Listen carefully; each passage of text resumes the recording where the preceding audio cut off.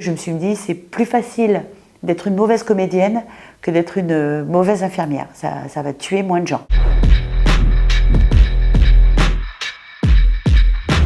Je vis de mon art aujourd'hui, je suis intermittente du spectacle, entre les clowns, l'impro. Je suis plutôt Zaza sur scène ou à l'hôpital en clown. Et puis Isabelle, c'est la maman, c'est la copine, la sœur, la fille.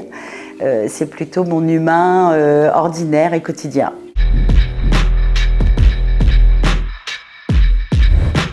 C'est le petit diminutif qui m'est arrivé à La Réunion en fait. Donc moi j'arrive à La Réunion en 2000.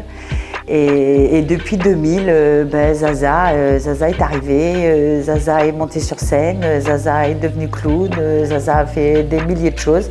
Donc c'est Zaza qui est restée. J'aime beaucoup Isabelle, mais c'est Zaza qui passe avant.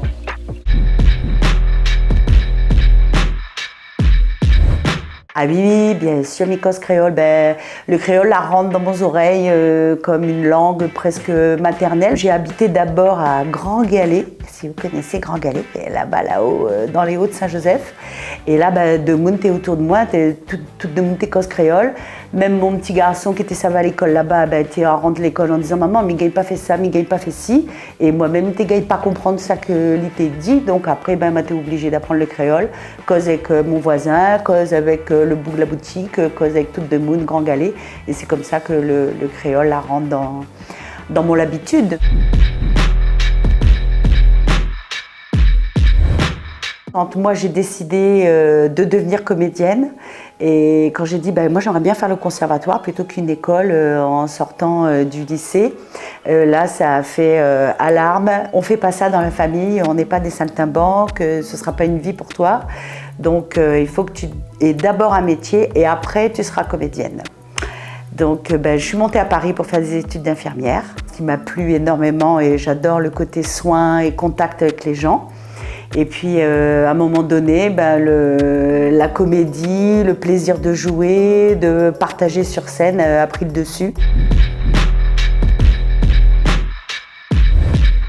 Alors être sur scène et partager des rires avec le public, enfin donner au public l'opportunité de rigoler, ça me fait beaucoup de bien parce que je sais que je fais du bien aux gens. Ça rejoint un peu mon métier d'infirmière.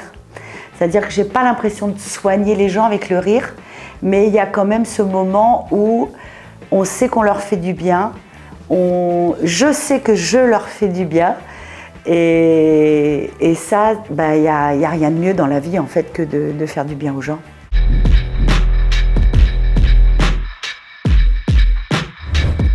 Il apparaît à un moment assez dramatique de ma vie en fait. Je perds le papa de mon deuxième fils qui s'en va dans les étoiles. Et là, je fais une espèce de dépression, hein, ça n'étonnera personne. J'ai un peu de mal à remettre les pieds sur scène, surtout parce qu'à l'époque, je fais beaucoup de théâtre d'improvisation.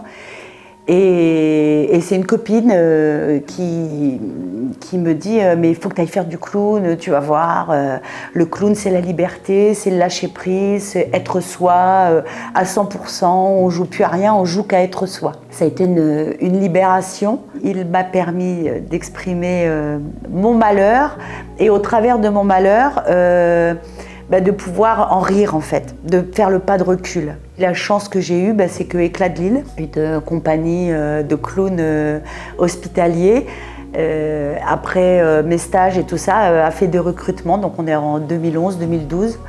Et puis je vais aux auditions en me disant « Ah super, je vais devenir clown à l'hôpital ». En fin de compte, j'étais infirmière, je suis comédienne. Qu'est-ce qu'il y a de mieux que de devenir clown à l'hôpital? Et bim, ça fonctionne.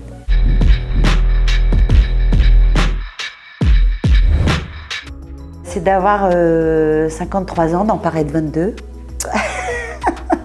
Non, c'est surtout d'avoir grandi avec des gens qui m'ont fait grandir, d'avoir fait confiance à des gens que je ne connaissais pas, d'avoir fait confiance à moi-même, de ne pas toujours avoir écouté mes parents, d'avoir été un peu contre aussi l'autorité par moments. Et vraiment, quand je me suis retrouvée face à mon miroir, et j'ai su me dire « je t'aime ».